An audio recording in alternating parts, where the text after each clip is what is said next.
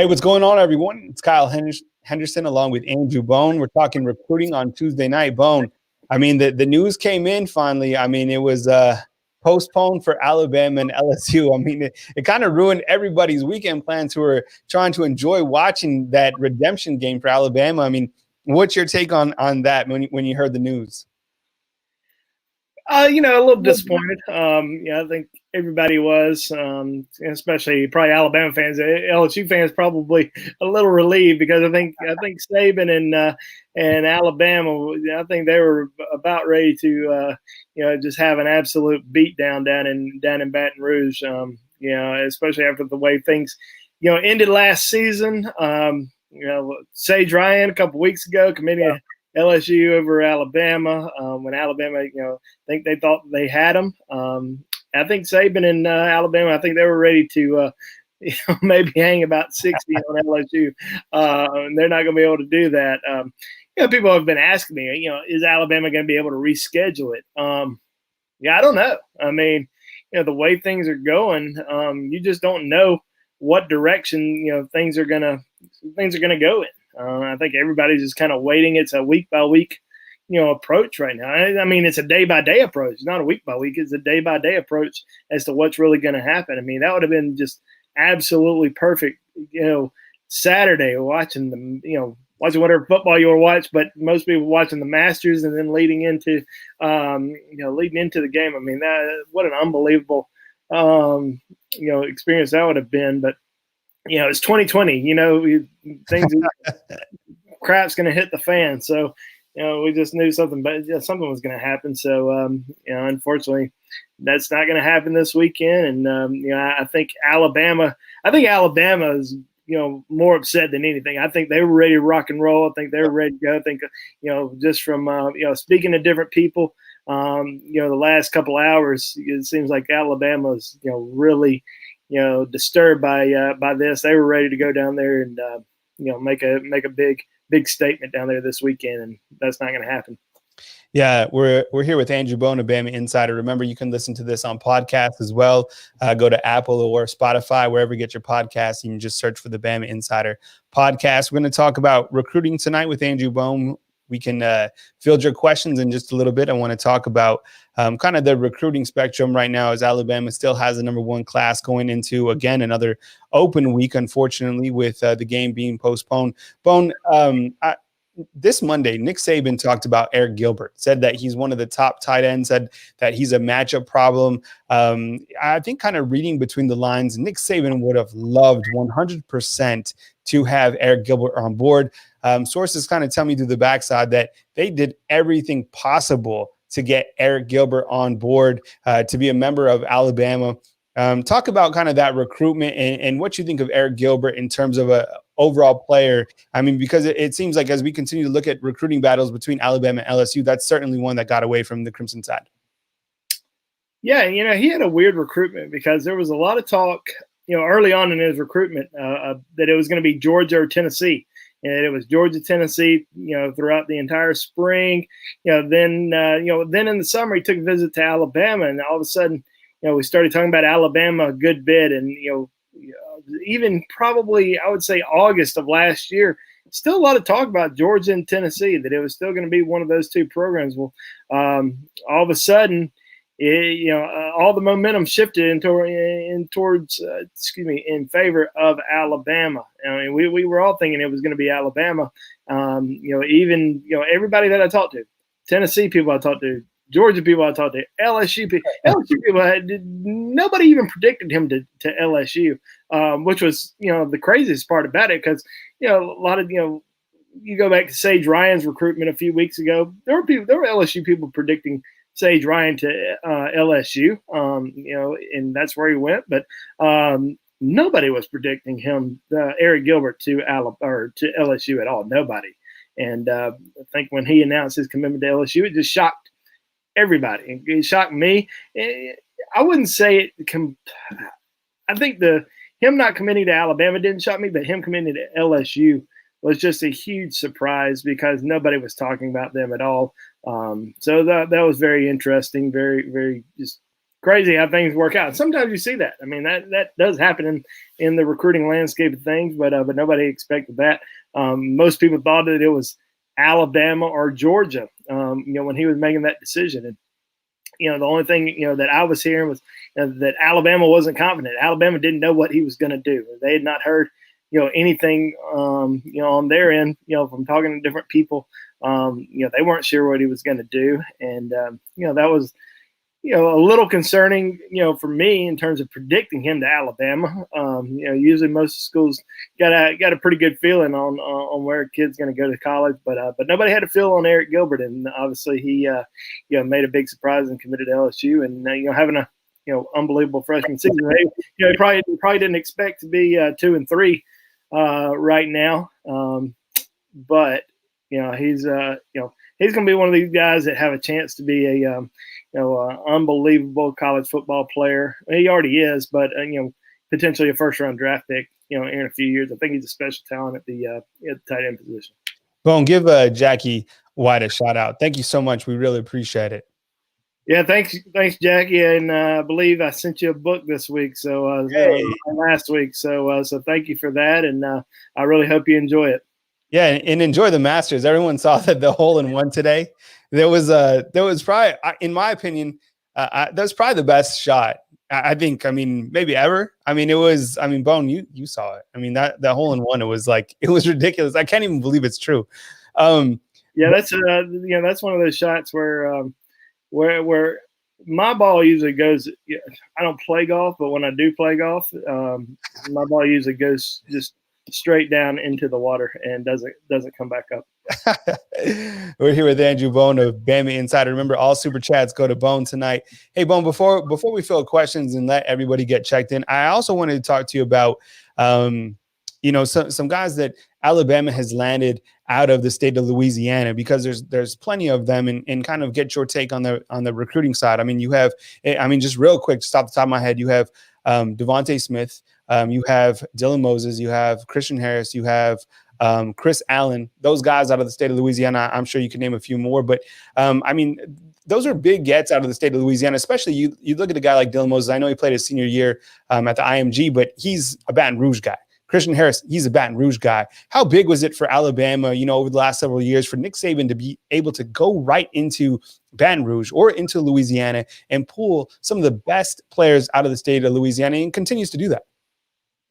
Yeah, I mean, I think not being intimidated by going into Louisiana and recruiting, the top talent that LSU really wants. I think, Nick Saban was never going to be scared of, Les Miles or Ed Orgeron. He was going to go down there. It's tough to pull a player from Louisiana, especially, if the state school wants them. LSU's tough to recruit against. And, Nick Saban's been able to go to Louisiana and pull in top talent, for a long time. I mean, ever since his arrival back in 2007, the first, guy that he landed from Louisiana, Luther Davis, was committed to LSU, flipped his commitment from LSU to Alabama. We've seen several star players, from Louisiana go to Alabama over the last several years.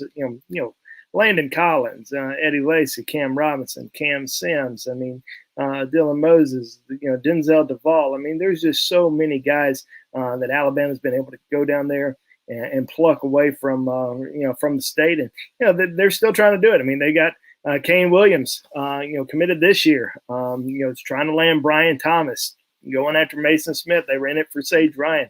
Definitely some top talent in Louisiana that they're continuing to recruit, and it's going to happen for a long time. I mean, they've have some great inroads in Louisiana. They've recruited the state for a long time. High school coaches, in Louisiana respect Alabama, and the effort that they put into recruiting that state every single year. So I think that plays a big role in Alabama going down there and being able to land top recruits every year. Here with Andrew Bone of BamaInsider. Remember, you can listen to this video on podcast. Just go to Apple or Spotify and check out the BamaInsider podcast. We also have Mint Gillespie providing some great content on the podcast as well. So we're really trying to up the podcast game as well as continue to grow Bama Insider. And by the way, we just hit 40,000 subscribers right in our channel. So thank you very much to everybody right here on our YouTube channel. But if you want that full scoop every single day, go to BamaInsider.com. The promo code for free 30 days is simply Roll Tide. Bone, when we kind of look at the class of 2021 and the remaining targets, there's only a handful left in this particular class. Alabama is still at the top of the Rivals.com recruiting rankings. Today, you talked about Kamar Wheaton and the potential that Alabama could be, recruiting him with Trey Sanders now being injured and kind of just the whole running back scenario. What's kind of your take on Kamar Wheaton? You don't have to give too much. We want that for the premium subscribers, but kind of give a soft update on Kamar Wheaton, kind of where things stand, and if you think that Alabama could still be in play for him. Yeah, I think with Kamar Wheaton, there's a lot of unknowns about him because he just keeps things extremely tight-lipped. Doesn't really talk to many reporters. Doesn't ever talk to any reporters. Doesn't really talk to many coaches. He just keeps things very very quiet. I know that many people believe he's going to Oklahoma. I believe he's going to Oklahoma, but I also think at the same time Oklahoma's not sure what he's going to do. I think with Trey Sanders' situation, how long is he going to be out? Does Alabama, try to take another running back in this class? A lot of questions still remain. And I think, with Kamar Wheaton still being out there, still having Alabama in his top three, I think, Alabama's going to take a stab at it and see what happens. But, we talked a little bit more about it on BamaInsider.com this morning. You can go to, the recruiting thoughts that are on there right now and check it out. But I definitely think that, Alabama's at least, going to spin the wheels and see what happens. As we continue to move through the show, you also talked about JaQuincy McKinstry and Pinson Valley, and as they push their way to the playoffs, kind of give everyone kind of an update on JaQuincy and how he's faring in the playoffs and what you like about him as a player on the field and what to expect maybe when he gets to Alabama. Yeah, impressive, opening round win for Pinson Valley over Arab, 45-0. A lot of that had to do with Kool-Aid. 3 receiving touchdowns. He had a pick six. I think it was about 75-yard pick six. So 4 total touchdowns in opening round game in the playoffs. So impressive performance. I think what really stands out is he's a guy that gets it done on both sides of the football. I think when he gets to Alabama, he's just so focused in on playing defensive back, playing cornerback, with Nick Saban, with Carl Scott. This is a guy that's got a chance to really develop into a really special talent because he's got unbelievable athleticism, great ball skills. He got everything you look for in a top athlete. And now that he's going to really be focused on one position, I think he's got a chance to be special. We've seen a lot of really good defensive backs that have come to Alabama who played on both sides of the football in high school. Trevon Diggs, that's somebody that was a superstar in high school on both sides of the football, and that's kind of the way that I see JaQuincy McKinstry. Well, you also, you talked about Terrion Arnold, and we talk about Terrion Arnold all the time. I mean, with the recent success of Florida, do you think Dan Mullen is going to have a better shot to land a player like Terrion Arnold and continue that Florida recruiting? I know that, they've had a solid class as well. Kind of what's your take on Dan Mullen, not only in the Darth Vader costume, which we saw. That was unbelievable that he did the press conference. People had different takes on it. I've never seen anything like it. But do you think he can have that recruiting success? And what's kind of the latest with Terrion Arnold? Yeah, I do think they're having some, really good success, right now on the recruiting front, and big win against Georgia, this past weekend can certainly help them out. If they play against Alabama in the SEC championship and Alabama, beats the absolute brakes off of them, you never know.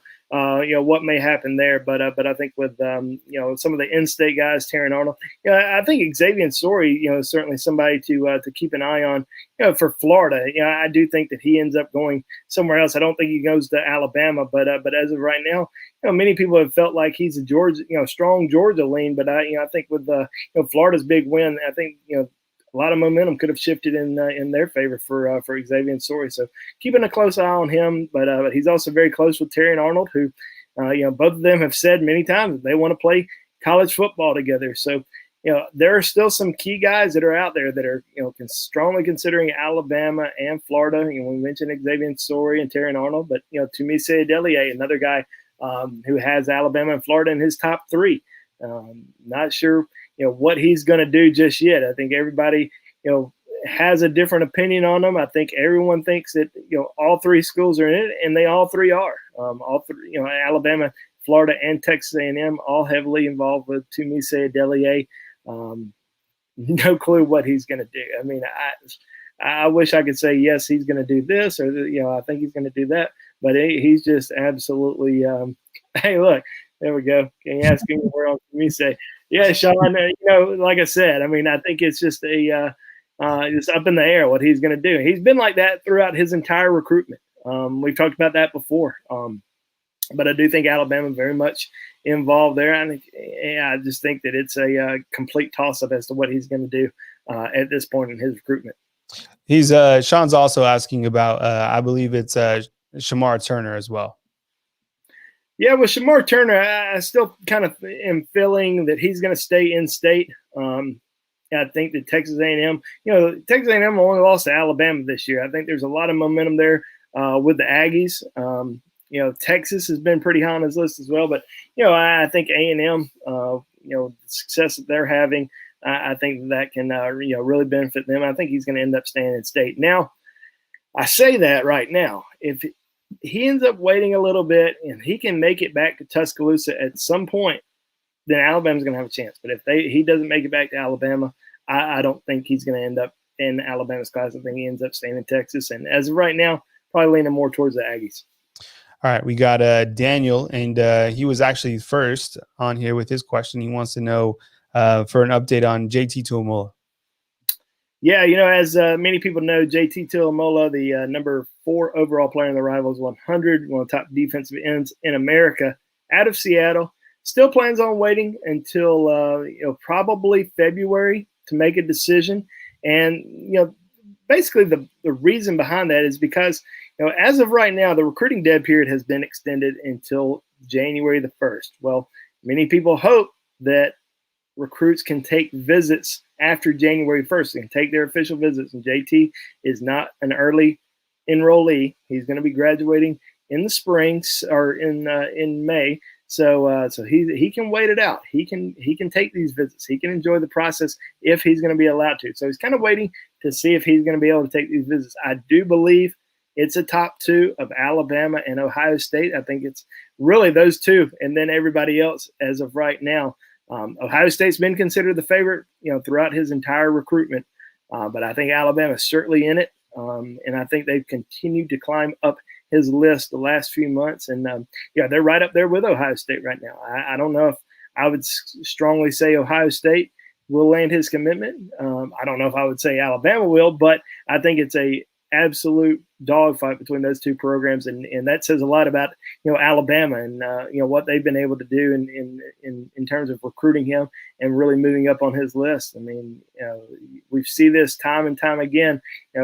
Recruits have been Alabama's been on the outside for top recruits, and then all of a sudden they just continue to press hard, and then all of a sudden they land their commitment. We saw that several years ago with Rashaan Evans, a 5-star linebacker, an in-state linebacker who I think it was about, I think it was in the summer, before his senior year. Rashaan Evans didn't even have Alabama in his top 7.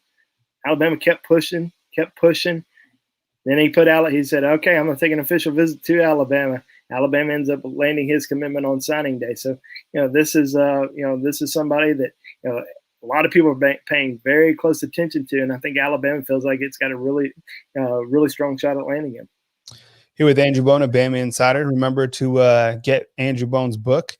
We'll talk more about that at the end of the show, but we'll definitely put the link in the description box below so you can go order Andrew Bone's book. I know there's a lot of people really excited about that, and a lot of subscribers who have already checked out his book. I think Jackie already said that the completed the book. So, I mean, that was like world record time. So we'll talk more about that in just a second. And then I think Chris was asking for an update on Xavier Torrey and Terrion Arnold. We covered that just a little while ago, so you can go back and watch. And remember, we'll put this on podcast as well. So if you're on the go and you can't watch your phone or you can't watch your computer, whatever, you can listen to it via podcast. But Bone did provide an update on both of those too. So we're not going past your question.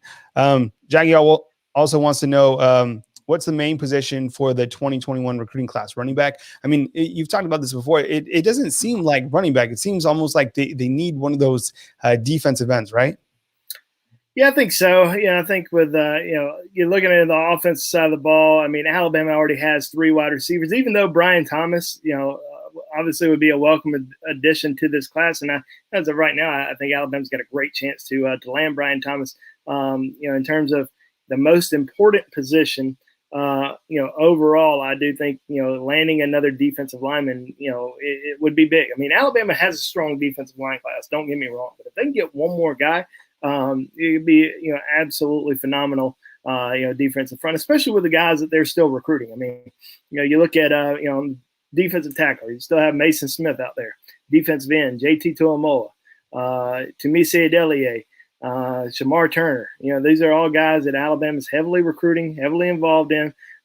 So if Alabama can land at least one of those guys, it's really going to put this defensive line class over the top.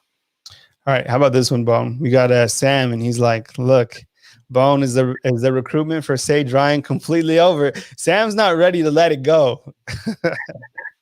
It's going to be tough. I mean, that's a tough flip, especially when a guy commits to LSU. And he's an in-state kid, and he waits it out, all the way this long. It's going to be tough to flip him. Will Alabama take a few swings at it?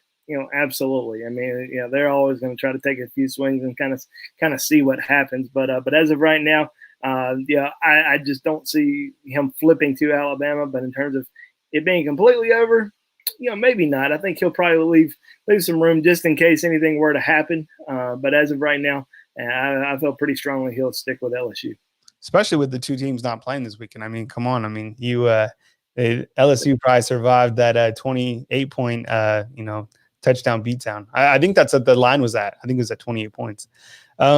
Philip is asking, outside of the typical few recruits that are in our sights, are there any sleepers anywhere?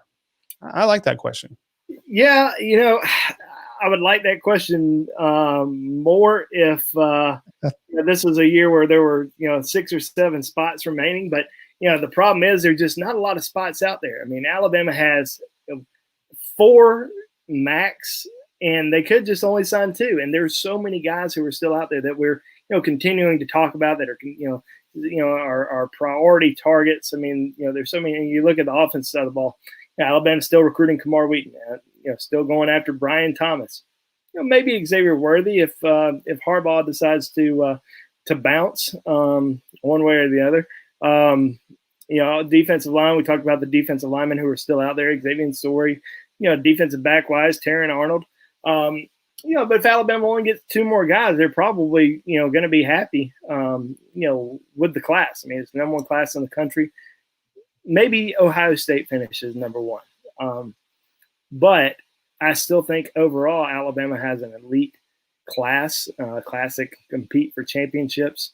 They've gotten it done on both sides of the football, really met key positions of need so far. And I always say that's the most important thing. As long as you're getting you're filling the needs that you absolutely have to meet. And I think Alabama's been able to do that in this recruiting class so far. So, I think, some of these other guys that are still out there, obviously I think defensive line, if you can get one more guy, that would be, very beneficial. But, any other position I think is just icing on the cake. Alabama's really loaded up at most of these positions. Let's just kind of see how it turns out the rest of the way. I don't think there's going to be really any room for a sleeper type guy to emerge. Now, let's kind of I think what we're going to see is Alabama's probably going to get through, and we do this the last couple of years, get through the early signing period, see who all signs, see who's still out there,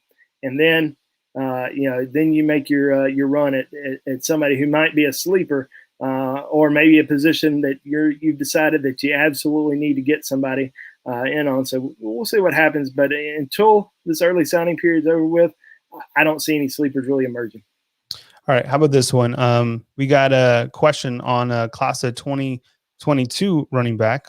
We've talked about Emmanuel Henderson many times. I've told you many times that I like his last name. What's kind of the status with a very talented class of 2022 running back?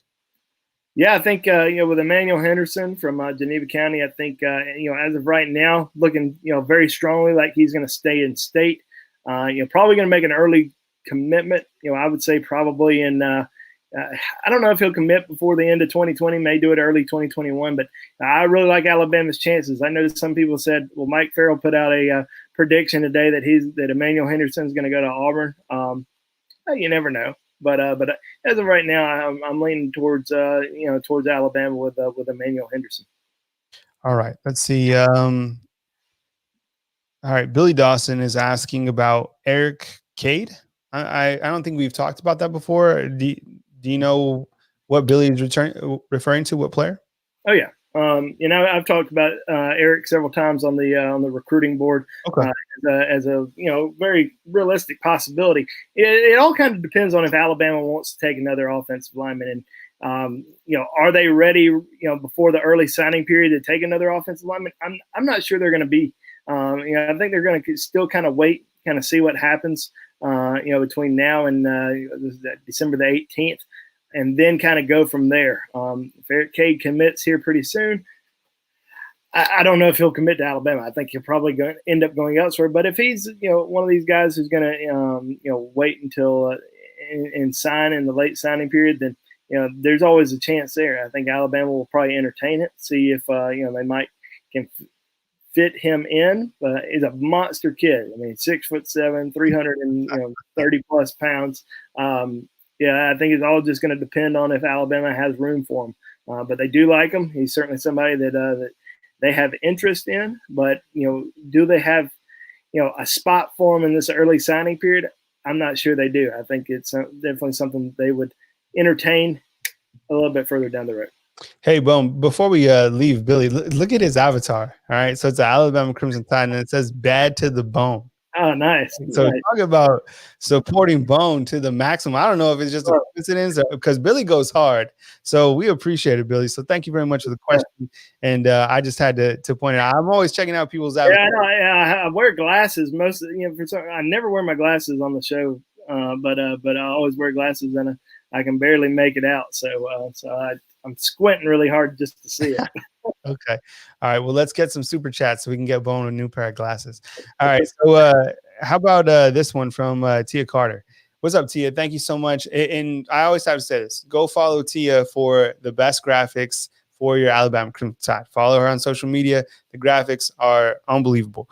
All right. So which of the remaining targets that you would say Alabama leads for as kind of look down the stretch? Well, on the offensive side of the ball, Tia, I do think that Alabama's in a good position with Brian Thomas right now.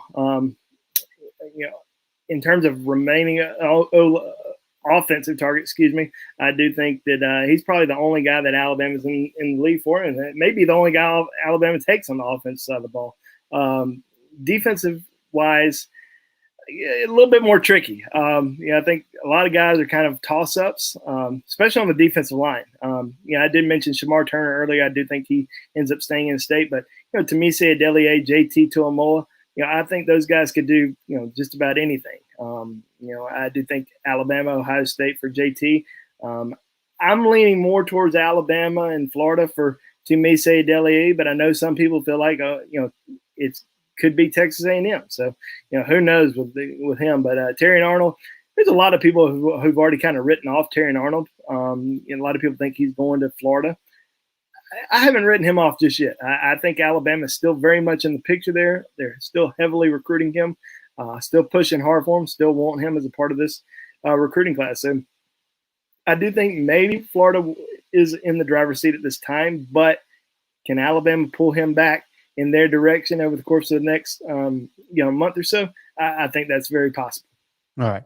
Thank you so much, Tia, for the question tonight. We appreciate you following, and we'll catch you back on social media. Thank you. All right. So Jarvis, what's up, Jarvis? Jarvis is a longtime follower as well. Thank you very much for subscribing, Jarvis. Is Bam in the position to flip anybody? Ooh, I don't see it happening. There are still some guys that are out there that they're still recruiting. Tyreek Sapp is committed to Florida, but I think with Florida season, the way things are going down there, I don't see it. And with the recruiting dead period being extended and not being able to take visits, I just can't see him flipping. We mentioned Sage Ryan. I just don't see him flipping after committing to LSU last week. Not really. I mean, these are really the main guys, that we continue to talk about, with limited spots. Not really anybody that I see flipping. Now, could there be some absolute crazy surprise flip? Like, we saw with Kadarius Callaway this summer? Maybe. But as of right now, not really expecting anything. I was thinking early on in the season when things weren't going as well for Auburn. Now they've started to get back on track, but if Auburn would have continued to have a bad season, maybe Alabama would have been able to potentially pull off Armani Goodwin if they went back after him. But yeah, I think he's pretty solid with his commitment to Auburn. So not really seeing any more flips in this class at this time. All right. What's up, Brady? Thank you very much. We appreciate the question. Asking for an update on Mason Smith. Yeah, we've talked about Mason Smith a lot over the course of the last year, and most of the time we, just continue to talk about how LSU is in the driver's seat, and everybody else should forget about him. I don't think so. I think Alabama is very much in play here. If I was making a prediction right now, I would still say LSU, but he's not making a commitment just yet. He's making a commitment on December the 18th, and I do think Alabama is fighting hard for him. I think they're in it. I don't want to write him off for Alabama just yet. I think it has been LSU, Georgia, then probably Alabama. I think Alabama has at least evened things up with Georgia. Can they move ahead and potentially pull off an unbelievable recruiting steal after missing out on Sage Ryan? Maybe. I don't think there's a ton of pressure on Mason Smith to stay in Louisiana as there was for Sage Ryan, who had all the connections with LSU with his family. Mason Smith doesn't really have any of those connections. He just grew up in Louisiana, but actually grew up an Alabama fan. There's a lot of pressure to stay home, and he gets that. And he's visited LSU several times, but he has visited Alabama a few times. Likes Alabama, has a great relationship with Freddie Roach. Pete Golding likes the Alabama defense, likes the consistency of the program. So they're in it. I mean, that's just the bottom line. Alabama's in the race. We'll just kind of see what happens over the next month and a half. Here with Andrew Bona, Bama Insider. We're talking recruiting on Tuesday night. Remember, on Wednesday, I'll take your calls and we'll talk Alabama team coverage right here on Bama Insider. So definitely hit the subscribe button. And, even though there's no college football this week for the Alabama Crimson Tide, we will still take your calls and we will still talk about the number one team in America right now, which is the Alabama Crimson Tide. Thank you very much to everybody who's joining us tonight. Greg, he's asking for any updates on Trey. We'll talk team on Wednesday. But I don't have an update on Trey. All we know is what Nick Saban recently said was that he had a successful surgery. So kind of look to the running backs that are freshmen to look to get some opportunities as we move forward. And actually, Alabama just provided some really good footage that I just put up on our YouTube channel of Jace McClellan, Roydell Williams.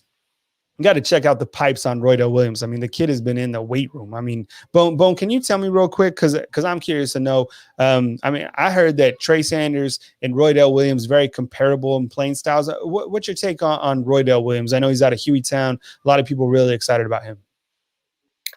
Yeah, with Roydell, I got a chance to see him play, a few times during his high school days, and it reminded me of Josh Jacobs, coming out. I mean, just very strong, powerful. Not the biggest player out on the field, but definitely somebody that they can take it the distance from just about anywhere. I mean, he's a guy who can catch the ball really well out of the backfield. He can return kicks. just kind of a do-it-all athlete. It's just very, strong, really quick, great vision. And I really liked him a lot coming out of high school and thought very highly of him. And, that's why he was one of the, top 100 players in the country. All right. Thanks, Boone. I appreciate it. I can't wait to see some of these younger freshmen get on the field. I mean, people keep asking, Javon Baker, the Roy Dale Williams. We're going to get to him. I mean, it's, we're moving through. All right. So let's get to the next question that we have. I know you talked about, all right. So we just got done talking about Mason Smith. People are also asking, let's see. I know you've talked about him kind of bits and pieces, but what's kind of the full deal on Brian Thomas? I mean, is this going to be that guy that joins this class? Because you look at the wide receivers Alabama already has, and I've talked about this several times. These are bigger wide receivers coming in. Ja'Cory Brooks, he's about 6'3". Ajay Hall, similar size. You got your speed guy and Christian Leary. I think adding a guy like Brian Thomas could be kind of a cherry on top, being that he's around that 6'4" range. What's the latest on Brian Thomas, and do you think that he could be that guy and another guy out of the state of Louisiana to potentially join Alabama? Yeah, I really do like Alabama's chances with Brian Thomas. He's another one of these, really quiet, tight-lipped guys that, doesn't do a lot of interviews, just, keeps things, pretty tight-lipped. Everybody's kind of guessing as to what he's going to do. But, from there, just talking to different sources over the course of the last few weeks, it certainly feels like Alabama's in the driver's seat for him. Followed by, surprisingly, Texas A&M. He was considered an Alabama, LSU lean, throughout his entire recruitment. And over the last, month or so, we've, really heard a lot about Texas A&M, kind of pulling ahead of LSU for him. Now, we do think it's an Alabama-Texas A&M battle right now with Alabama leading. Will Texas A&M potentially overtake them? We'll have to wait and see, but I do think that Alabama's in pretty good position with him. And even though they've got a great wide receiver class, I think they're really looking to add one more. And Brian Thomas looks like he's probably going to be the guy. All right. How about this one from Early? He's asking, what happens if we don't get Tuimoloau, Shamar Turner, or JT? What's kind of what would be the next plan in terms of that defensive lineman that Alabama would like to add? Well, Alabama would love to take Mason Smith if they don't. So there you go. One of those guys. If they can't get one of those guys or Mason Smith, they'd probably just be finished. I don't know if they'll go after another, high school defensive lineman. Now, there may be a situation where they, start looking around for a transfer, defensive line wise. We'll just have to kind of wait and see. But once again, a lot's going to depend on what happens during this early signing period. Alabama's going after these guys. They're going to make their decisions. JT won't. JT will wait until February to decide. But a lot of these guys are making their decisions during this early signing period.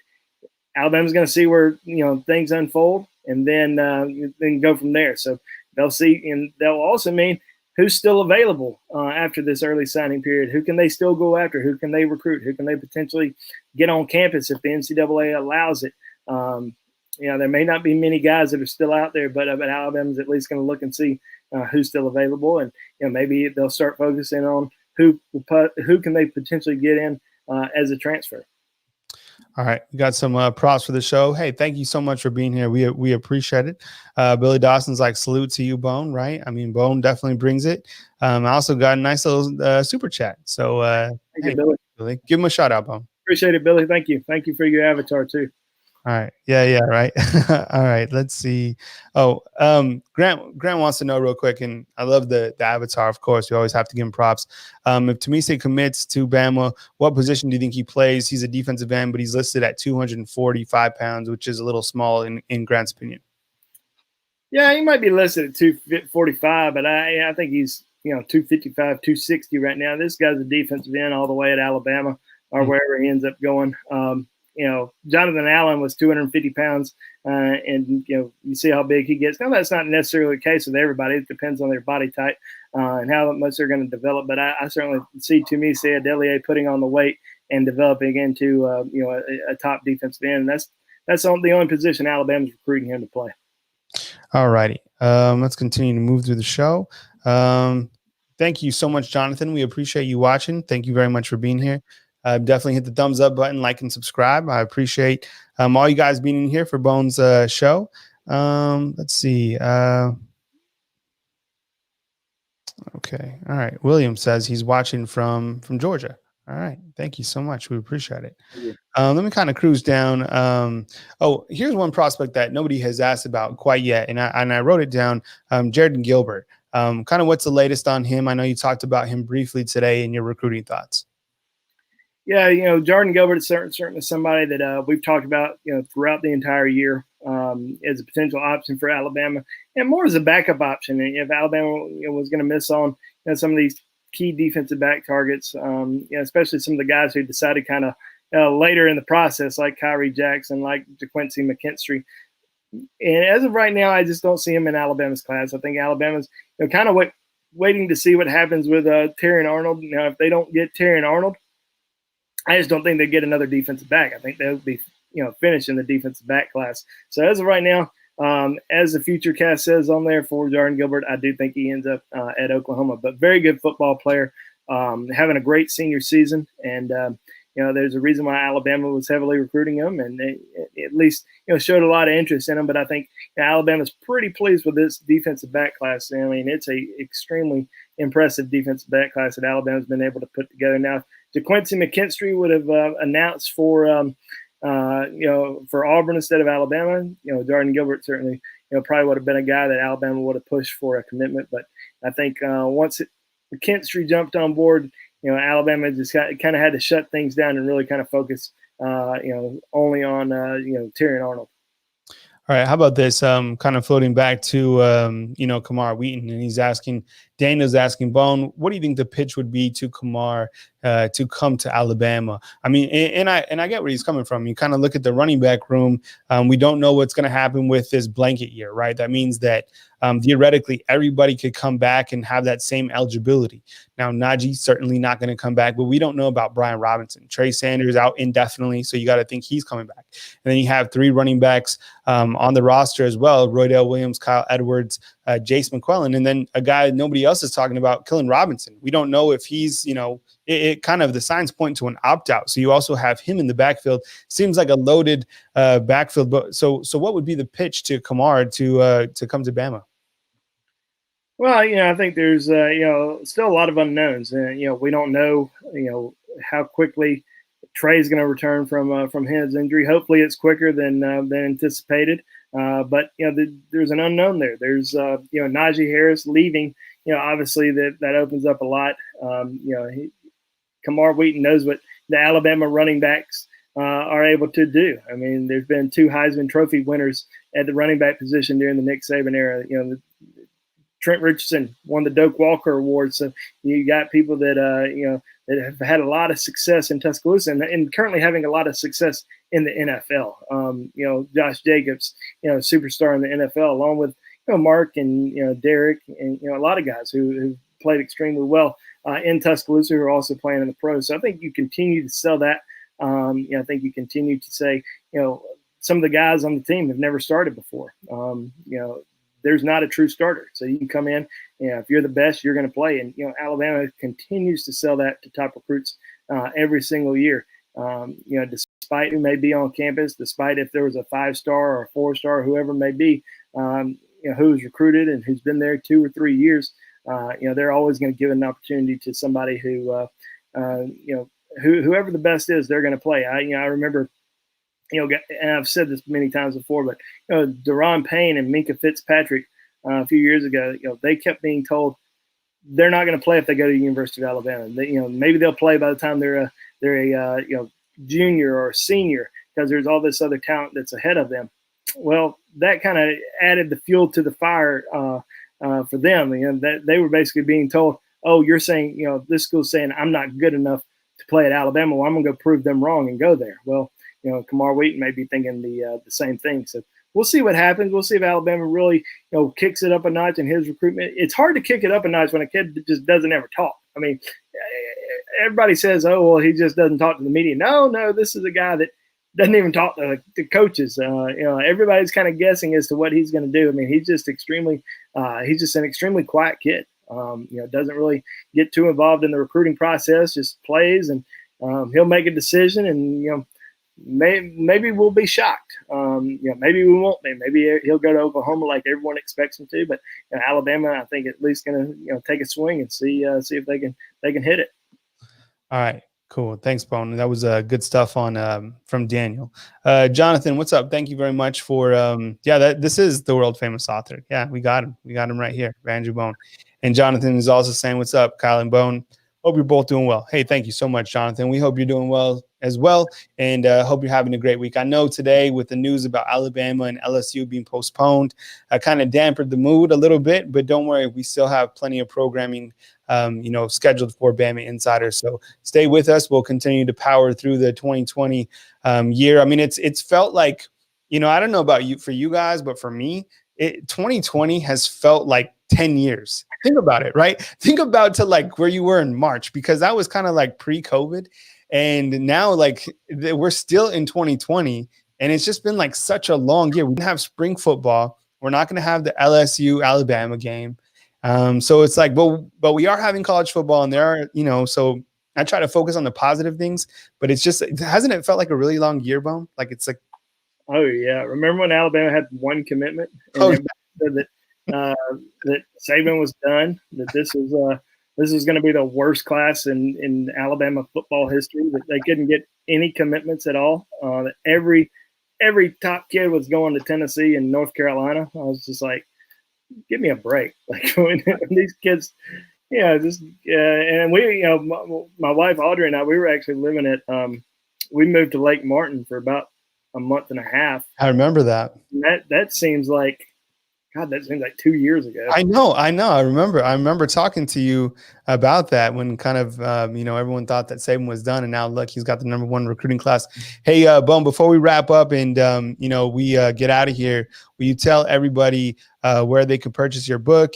And, there's a lot of people who might be wondering, about the road to Bama, incredible twists and improbable turns along the Alabama Crimson Tide recruiting trail, now available. Tell them where they can get your book, and we'll definitely put the link in the description box. Yeah, absolutely. What an unbelievable football gift for Christmas gift for the upcoming season.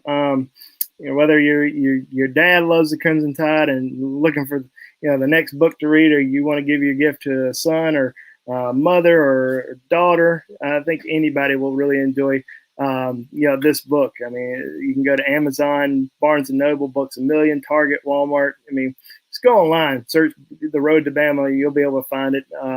There's plenty of copies out there, and I certainly think that people will really enjoy it.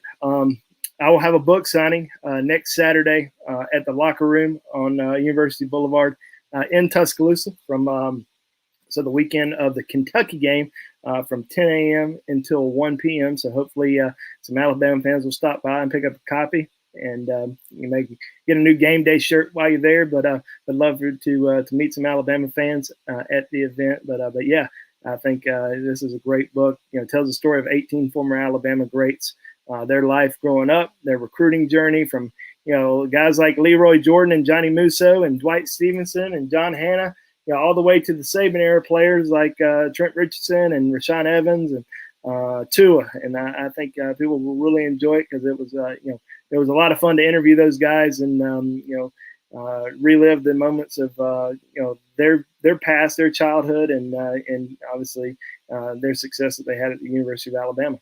All right, good stuff. And we'll definitely put the link in the description box. But, there's plenty of places to grab Andrew's Bone and to go to the book signing. So, good stuff on that. Such an awesome year for you to be able to have that. That's, it really good stuff. So I know a lot of people, Jonathan says, I already got my copy. Great read. I have my copy as well. So thank you very much, Bone.